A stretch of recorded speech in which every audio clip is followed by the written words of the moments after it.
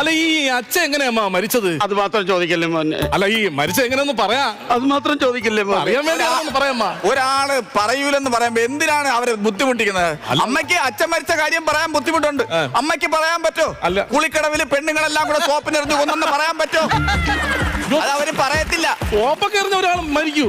ഒരു സോപ്പാണ് പിന്നെ ഒരു ലോഡ് പെണ്ണുങ്ങൾ കൂട്ടം കൂടി സൂപ്പർ എറിഞ്ഞു കഴിഞ്ഞാൽ സോപ്പ് അണ്ണാക്കിലിരുന്നല്ലേ മരിച്ച. തന്നെ എങ്ങനെ മരിച്ചാലും ലാഭം ഉണ്ടാക്കി